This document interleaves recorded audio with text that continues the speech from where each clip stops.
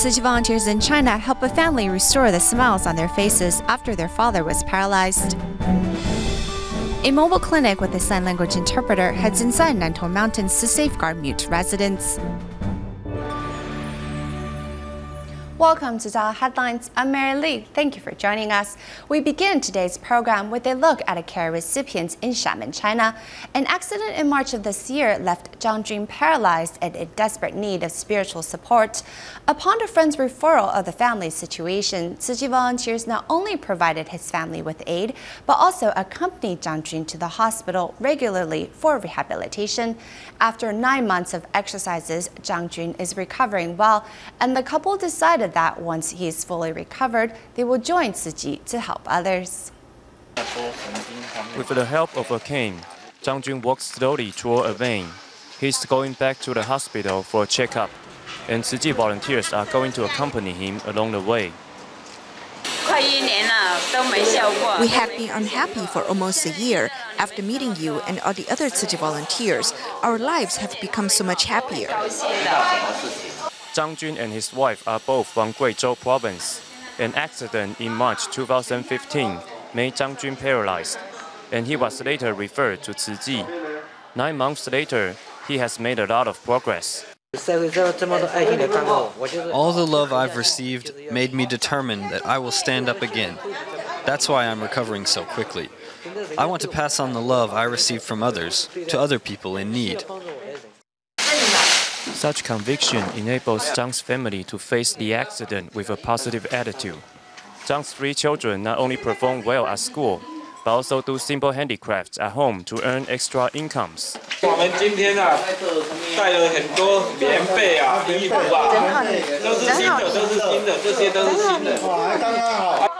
Tzu Chi volunteers visit his family every month and treat them as their own families. This makes Zhang's wife wants to give back by helping others. When we were struck by ill fate, many people came to our aid and provided us with support. We should always remember that and help others who are also struck by ill fate in the future. Nowadays, happiness has returned to Zhang's family. Tzu Chi volunteers will continue to support them and bring warmth to their hearts. Staying in China, we take a look at Tzu Chi's winter aid distributions for the needy in Yunnan province. Among the inspiring stories volunteers have encountered is the story of aid recipient Chen Yuebo, who suffers from polio. Let's find out more. At the winter aid distribution in Yunnan province, an aid recipient Chen Yaopo drew Tzu Chi volunteers' attention. Master Zheng Yan, I'm glad to receive a surprise from Tzu Chi. Though I'm poor, I hope I can also help others one day.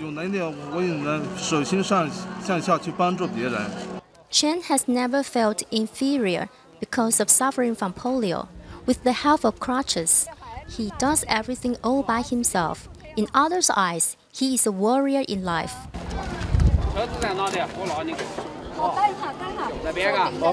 Tzu Chi volunteers decided to visit his home.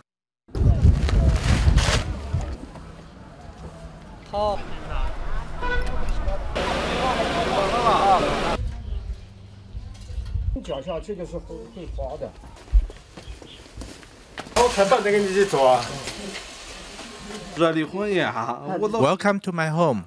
I'm so happy. I'm so excited that I don't know what to say.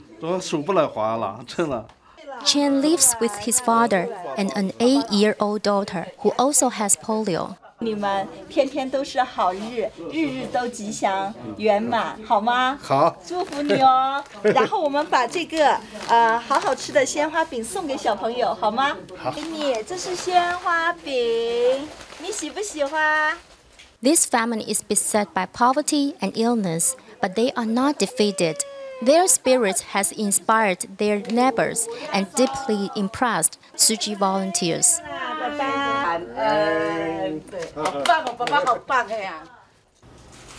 We continue with aid distribution events, but this time volunteers are giving to disaster victims in the Philippines.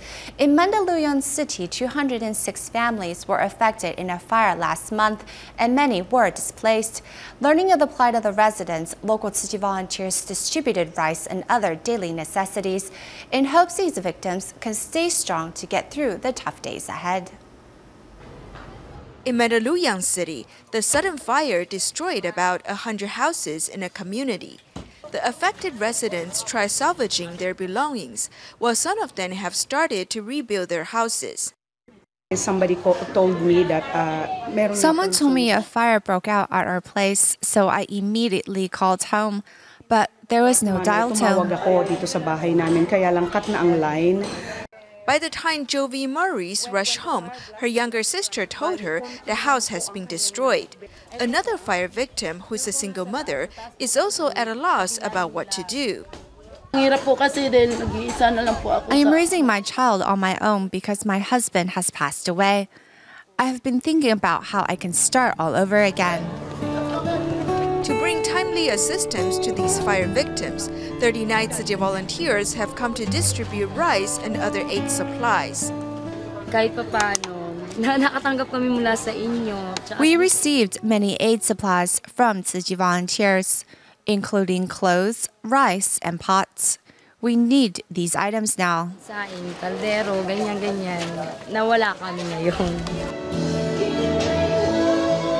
Besides delivering aid supplies, the volunteers also encouraged the affected residents to stay strong as they face the path to rebuilding their homes and lives.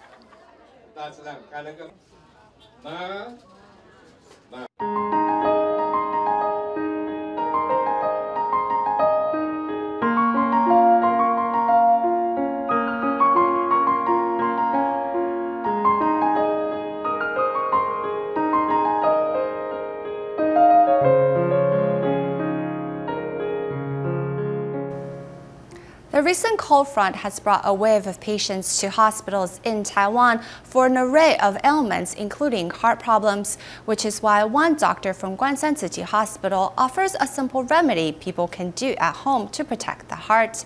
We find out how a foot bath, in addition to hand massages, can enhance blood circulation and ward off the cold.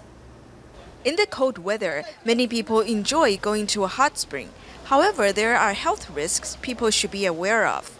Some suffer from shock after going to a hot spring because the area is not well ventilated. In fact, you can only immerse yourself in the hot spring for about 3 to 5 minutes at a time before taking a break from the heat.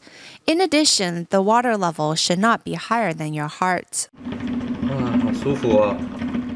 However, one can simply enjoy a foot soak at home and get the same healing benefits.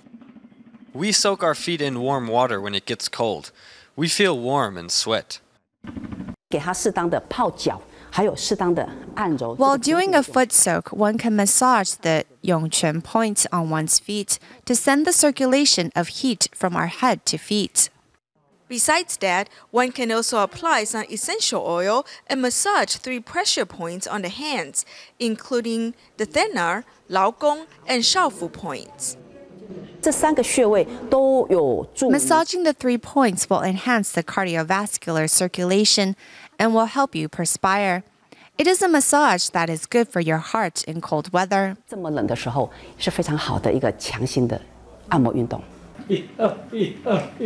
The doctor also reminds all to stand up and do some simple exercises while watching TV. He said that by extending one's arms, one can enhance his circulation, warming up the body, and thereby protecting the heart.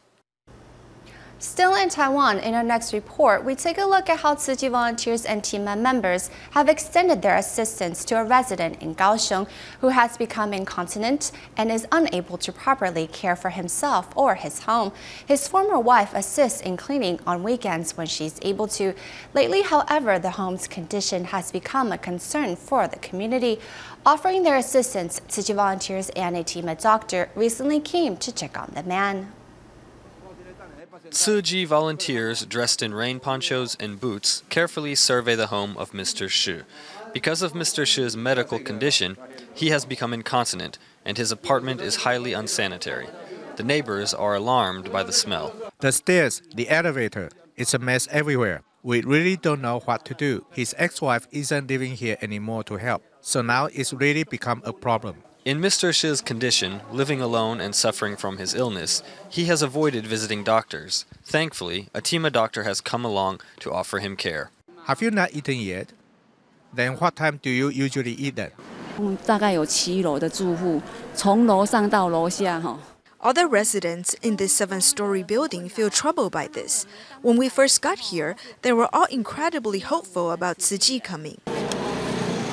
After a thorough cleaning, the home has been completely transformed. Mr. Shi has also received a haircut and some new clothes, which have raised his spirits. Now, the next step is for community members, Mr. Shi, and his family members to cooperate in maintaining a better quality of life in the future. In remote regions lacking resources for medical facilities, hospitals' mobile clinics are dispatched to care for those in need. In Nantou's mountainous Lugu district, there are many deaf or mute people who rely on sign language to communicate their needs. And with the help of a volunteer interpreter, these people can receive the medical care they need via the mobile clinic instead of heading into the city. Moving up along winding mountain paths, the mobile clinic reaches the Heya community in Nantou's Lugu district. The mobile clinic schedules a weekly visit in this village, which has no medical facility. Wu Qingjiang is a regular visitor at the mobile clinic. Being born deaf, he relies on an interpreter to communicate to the doctors.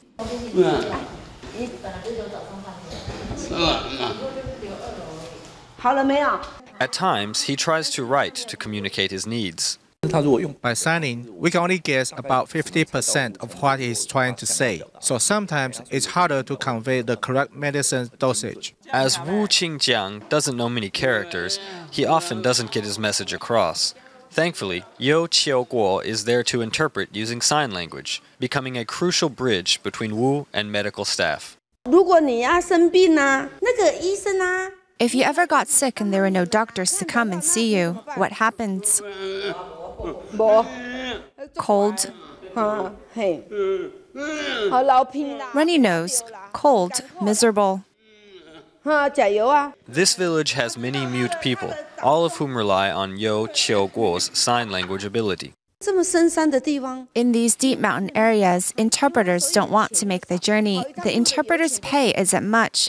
The gas money to come here costs more than what they earn. Yo Qiuguo is a nurse and is also a Tzu Chi volunteer. 30 years ago, while on a home visitation, she observed a mute man who was having difficulty communicating. In order to make medical treatment more accessible to such people, she committed herself to learning sign language.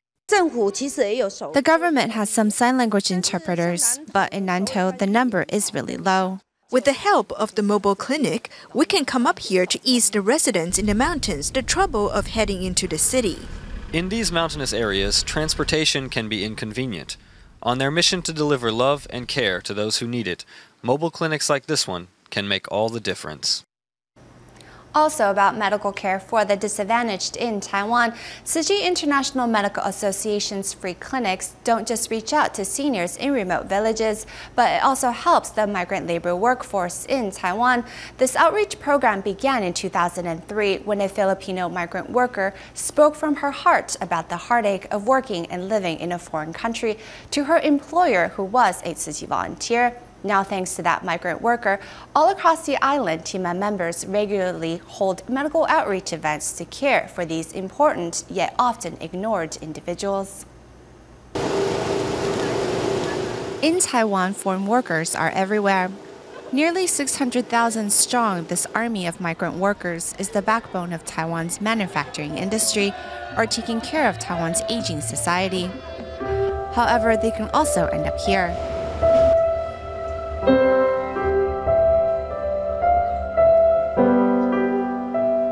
I just want to return to Vietnam. I don't want to be here anymore. Taiwan has a special place in my heart. I have good and bad memories here.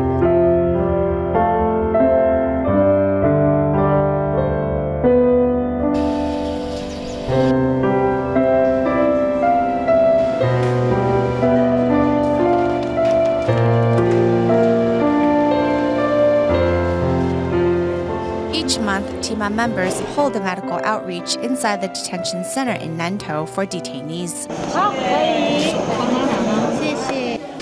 This event requires the guards to stay alert, but for the center, it is more convenient than the alternative of taking them to an outside medical facility. When foreign workers run away, they are no longer covered by the national health insurance, so it's very expensive for them to go see a doctor. If they are sick, it's our responsibility to provide medical care. But if we leave the detention center, then we have liabilities. The detention center is the final stop before foreign workers get deported. Despite their status, Tima members do their best to give them a fond farewell. You don't judge us, but instead take care of our ailments. I'll always remember you care for us. Without asking why they are detained, volunteers treat each person equally. Among the participating doctors is Hong Qi-fen, who doesn't only want to be a good doctor, but also one filled with compassion. In the past, I worked hard to play hard. Each year, I'd take an out-of-the-country vacation. After joining Tzu Chi, my trips overseas are for free clinics or other Tzu Chi functions. I no longer vacation overseas. The frequency in which Tzu Chi partners with different organizations or local government sectors to hold free clinics for migrant workers is an indication of the role foreign labor force plays in Taiwan.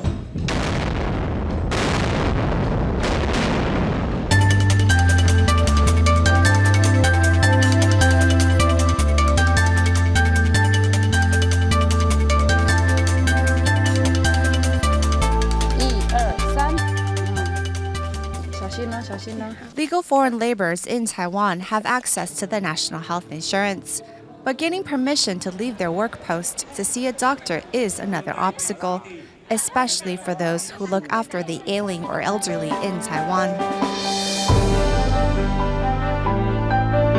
This is Tzu Chi's free clinic for foreign workers in New Taipei City.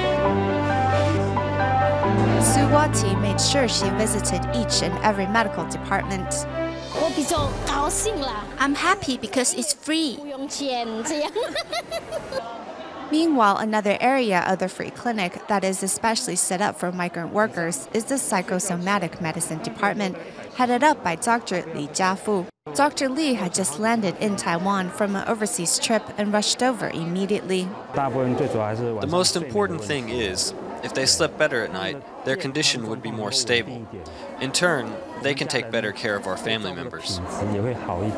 Tzu Chi, who's taking care of a stroke victim, has been at her job for less than 6 months. Help me, doctor. I can't sleep at night. Is there a way for me to feel less fatigued and more relaxed? When I can't sleep at night, sometimes I burst into tears and think about why am I here. I just want to return to Indonesia, but I can't. When the indicator turns red, it means the person is stressed. We can teach them how to relax. It's easy, simply by concentrating on one's breathing. This method of relaxation means they won't have to be medicated. Each weekend, the Taipei main station becomes a place where migrant workers gather to socialize and relax from the work week grind.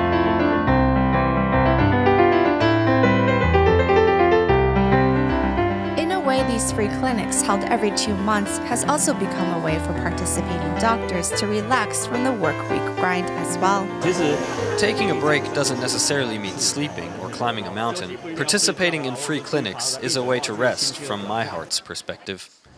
These medical outreach for foreign workers actually began because of one Tzu Chi volunteer's conversation with his own foreign helper at home. In 2003, on his balcony, Tzu Chi volunteer Huang Qiuliang's Filipino helper spoke to him from her heart. He returns to Taipei Shuang Park, the venue of the first free clinic for migrant workers, to reminisce. She said, "I see the volunteers caring for Taiwanese people all the time. Could you perhaps maybe care for us foreign people?" I replied, "Of course we can." This is Tima's first ever free clinic for foreign laborers. Back then, mobile phones and internet connections were not as readily available, so volunteers prepared a thoughtful gift. We gave out prepaid calling cards because back then, phone calls were still very expensive. So with the card, they can call whoever they want back home, like their mother or father. At the time, a t-shirt was designed to commemorate the event. 13 years later, a new group of foreign workers wear these shirts. This time, the migrant workers are not patients, but instead volunteers of the free clinic. It's in these moments that Taiwan has become a second home for them.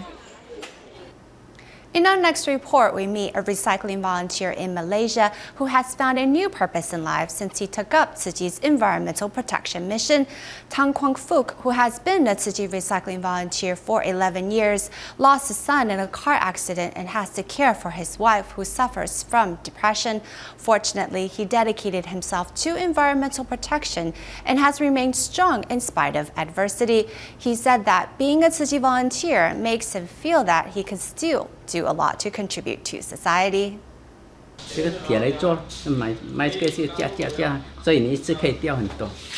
senior recycling volunteer Tang Quang Phoc's home, one sees water pipe used for growing vegetables, a clock on the wall, and many other recycled items. After repairs, we either use them or sell them. Starting with a simple intention to make the most of old items, he actually found new meaning in life through recycling. He was very filial towards me, and I put all my hopes in him. Now that he's gone, I'm left with nothing. In 2007, Tan's eldest son died from a car accident. 5 years later, his youngest child also got into a car accident. In addition, he has to care for his wife, who suffers from depression. He often felt that he had hit rock bottom with all of his trials. I kept asking why, and I could not let go. I kept asking why I was treated unfairly. Fortunately, in the midst of his depression, he did not give up on recycling. Sometimes I miss my eldest son. It is impossible to not think of him at all. But you have to learn to change your mindset. In doing recycling, you are so busy all day that you do not have the time to think.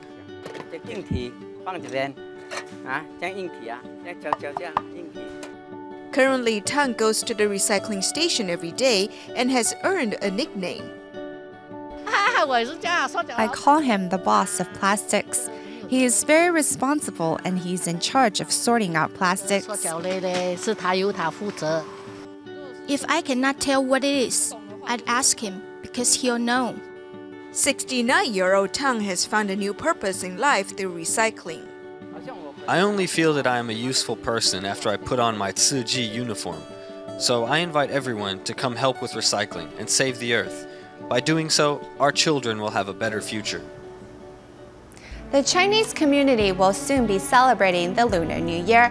However, many volunteers who practice recycling don't often take a break, especially on a big holiday like this one.